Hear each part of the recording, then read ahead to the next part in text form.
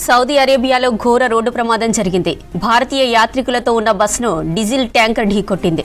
42 మంది సజీవ దహనమైనట్లు సమాచారం. అందరూ మక్కా యాత్రకు వెళ్తున్నట్లు తెలుస్తోంది. మృతుల్లో ఎక్కువ మంది హైదరాబాదీ వాసులు ఉన్నట్లు తెలుస్తోంది.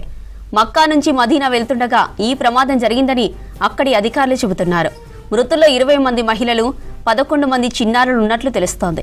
సోమవారం తెల్లవారుజామున అయితే ఘోర రోడ్డు ప్రమాదం జరిగింది. ఘోర రోడ్డు ప్రమాదంలో అందులో బస్సులో ప్రయాణిస్తున్నటువంటి ఉమ్రా యాత్రకు వెళ్ళినటువంటి యాత్రికులు అయితే ఇటు మక్కాలో ఏదైతే ప్రార్థనలు ముగించుకొని ఇటు మదీనాకు వెళ్తున్న సమయంలో అయితే ప్రమాదానికి బస్సు గురైనట్టు తెలుస్తుంది. బస్సు వెళ్తున్న క్రమంలో ఒక బ్రిడ్జి పైన డీజిల్ ట్యాంకర్ను ఢీకొట్టిన క్రమంలో అయితే ప్రమాదం జరిగి ఈ ప్రమాదంలో చాలామంది కూడా సజీవదహనమైన తెలుస్తుంది. సుమారు 42 మందికి పైగా కూడా మృత్యువాత పడినట్టు తెలుస్తుంది. అందులో ముఖ్యంగా 20 మంది పెద్దలతో పాటు అదేవిధంగా 11 మంది చిన్నపిల్లలకు సంబంధించినటువంటి సమాచారం అయితే ప్రస్తుతానికి అంతా ఉంది. ఈ ఘోర ప్రమాదం తెల్లవారుజామున జరగడంతో అయితే అక్కడ స్థానికంగా ఎవరు కూడా సహాయం అందించలేనటువంటి పరిస్థితిలో బస్సు మొత్తం కూడా పూర్తి స్థాయిలో కాలి దగ్ధమైనటువంటి పరిస్థితి.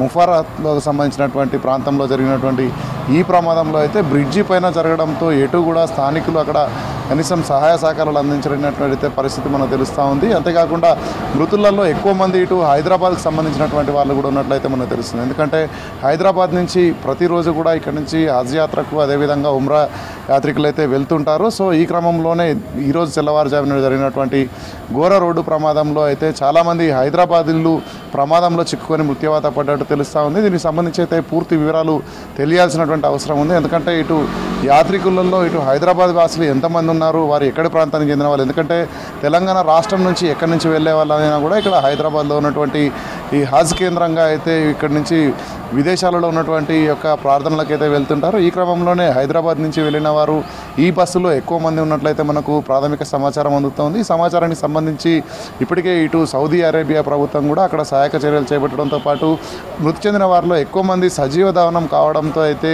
ఇటు మృతదేహాలను కూడా గుర్తించలేనటువంటి పరిస్థితి ఉన్నట్టు మనకు తెలుస్తూ ఉంది. బస్సు పూర్తి స్థాయిలో దగ్ధం అవడంతో అయితే అక్కడ స్థానికంగా ఉన్నటువంటి ప్రజలు కూడా కనీసం ఎలాంటి సహాయం అందించలేనటువంటి పరిస్థితి. బస్సు డీజిల్ ట్యాంకర్ను ఢీకొన్న ప్రమాదం మొత్తం కూడా ఒక బ్రిడ్జి పైన జరగడంతో అయితే అక్కడ పక్కనే ఎలాంటి సహాయక చర్యలు చేసేటువంటి పరిస్థితులు కూడా లేకపోవడంతోనే ప్రజలు ప్రాణాలతో బయటపడలేనటువంటి సిచ్యువేషన్ నెలకొన్నట్టు మనకు తెలుస్తూ ఉంది.